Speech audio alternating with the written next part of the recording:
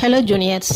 வெளிநாட்டில் உள்ள ஒரு நீதிமன்றம் அல்லது வெளிநாட்டில் உள்ள ஒரு காம்பிட்டன்ட் அத்தாரிட்டி இந்தியாவில் உள்ள நபரை விசாரணை செய்து அதனை பதிவு செய்ய சொல்லி கேட்க வேண்டியோ அல்லது டாக்குமெண்ட்டை பெற வேண்டியோ உள்ள ப்ரொசீஜர் என்ன, அது சம்மந்தமாக சொல்கின்ற அந்த ப்ரொவிஷன் பார்த்தீங்கன்னா சிஆர்பிசியில் 166B.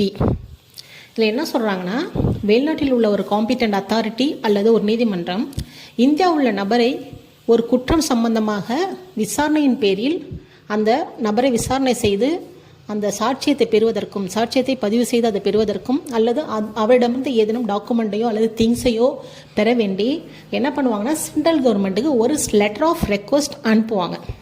இது ஃபர்ஸ்ட் ஒன்.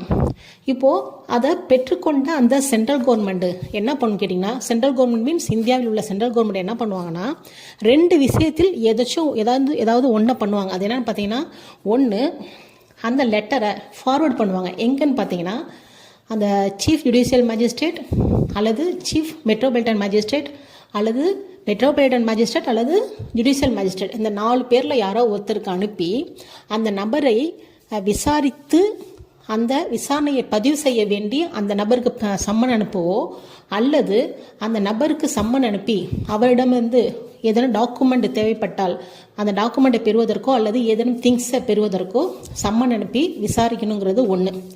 அல்லது இன்னொன்று என்ன பண்ணலான்னா, அதே சென்ட்ரல் கவர்மெண்ட்டு ஒருவேளை நீதிமன்றத்துக்கு அதை அனுப்பலைன்னா ஏதேனும் ஒரு போலீஸ் ஆஃபீஸருக்கு அந்த லெட்டரை அனுப்பி இந்த வழக்கு சம்பந்தமாக விசாரணை செய்ய சொல்லி கேட்டுக்கலாம். அவ்வாறு அந்த போலீஸ் ஆஃபீஸர் விசாரிக்கிறாங்க இல்லையா, அது எப்படி விசாரிப்பாங்கன்னு பார்த்தீங்கன்னா, இந்தியாவில் குற்றம் நடந்தால் எவ்வாறு விசாரிக்கப்படுவார்களோ அதே பாணியில் அந்த சம்மந்தப்பட்ட நபரை விசாரணை செய்து அவரோட டாக்குமெண்ட்டையோ எதனா திங்ஸையோ பெற்றுக்கொள்ளலாம். இதுதான் ரெண்டில் ஏதோ ஒன்று அந்த சென்ட்ரல் கவர்மெண்ட் பண்ணும். இப்போ ஒரு போலீஸ் ஆஃபீஸரும் சரி நீதிமன்றம் சரி யார் அந்த நபரை கூப்பிட்டு விசாரிக்கிறாங்களோ அவங்க என்ன பண்ணணும்னா ஃபைனலாக அந்த விசாரிக்கப்பட்ட அந்த சாட்சியங்கள் அந்த நகல்களை அதே போல் அந்த சாட்சியத்தோட அந்த ஆத்தென்டிக் நகல்களை என்ன பண்ணணும்னா, யார் அவங்களுக்கு லெட்டர் அனுப்பிச்சாங்களோ, யார் அனுப்பிச்சாங்கன்னு பார்த்தீங்கன்னா சென்ட்ரல் கவர்மெண்ட் தான் அனுப்பிச்சாங்க, அந்த சென்ட்ரல் கவர்மெண்ட்டுக்கு இவங்க திரும்ப அனுப்பி வைக்கணும். இதுதான் இந்த ப்ரொசீஜர். இதில் இதே பார்த்தீங்கன்னா இன்னொன்று இதே சம்மந்தமாக பிஎன்எஸ்எஸில் 113 இதை பற்றி சொல்லுது.